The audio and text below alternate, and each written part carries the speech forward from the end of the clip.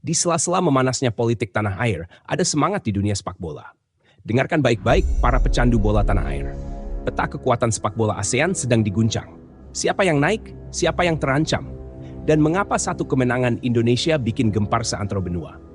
Ini bukan sekadar berita, ini adalah pernyataan. Siap-siap, karena kita akan membongkar semua reaksi mereka yang risih dan geresah melihat sang Garuda mulai mengepakkan sayapnya dengan gagah.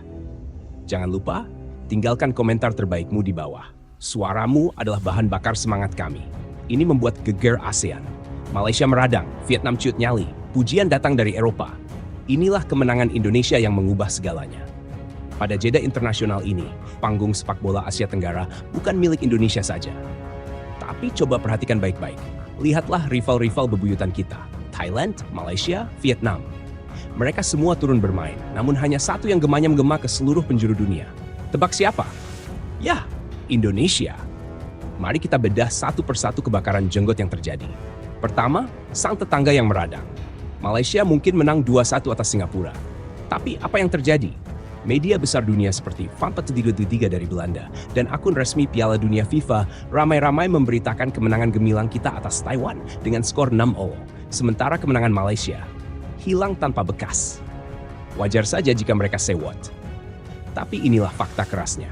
Exposure dan engagement Indonesia itu luar biasa besar. Kita punya kekuatan yang mereka impikan. Coba kasih tahu gue di komentar. Siapa yang sebenarnya lebih layak dapat sorotan, Indonesia atau Malaysia? Kedua, Vietnam yang mulai was-was dan ciut nyali.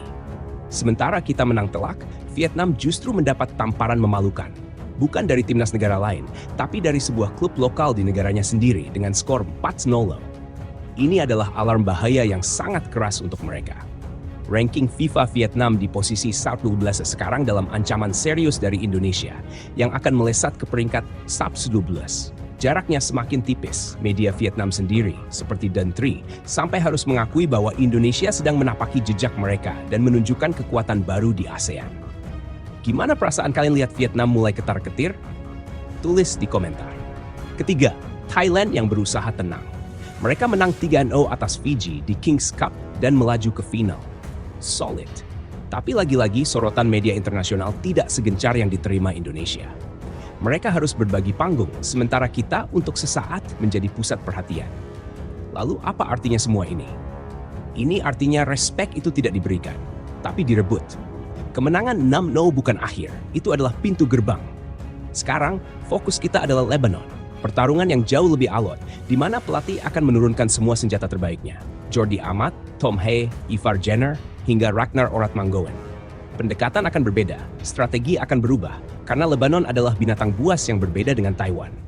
Dan untuk rival-rival kita, Thailand akan berjibaku melawan Irak, dan Malaysia akan menghadapi Palestina tanpa dua pemain kunci mereka. Siapakah yang akan tetap bertahan? Siapakah yang akan tumbang? Dan akankah Indonesia semakin meninggalkan mereka semua? Jadi, inilah faktanya. Indonesia bukan lagi underdog. Indonesia adalah badai yang baru saja dimulai. Kemenangan ini adalah pesan untuk ASEAN. Takutlah, karena Garuda sedang bangkit. Sekarang, gua mau dengar suara kalian. Prediksi skor Indonesia versus Lebanon. Siapa rival ASEAN yang paling terancam sama kebangkitan Garuda, Malaysia atau Vietnam? Pemain yang paling kamu tunggu-tunggu aksinya. Tumpahkan semua jawaban dan semangatmu di kolom komentar.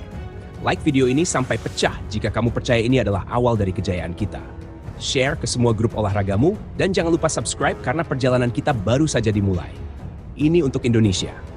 Ini untuk kebanggaan. Together, we won't lose our way. Jika video ini menginspirasimu, jangan ragu untuk like, subscribe, dan share. Follow juga akun media sosial kami untuk konten-konten kritik sosial yang lebih mendalam. Bersama, kita bisa menjadi bagian dari perubahan menuju Indonesia yang lebih baik. Sampai jumpa di episode berikutnya. Bersatu, kita bangga jadi bangsa Indonesia.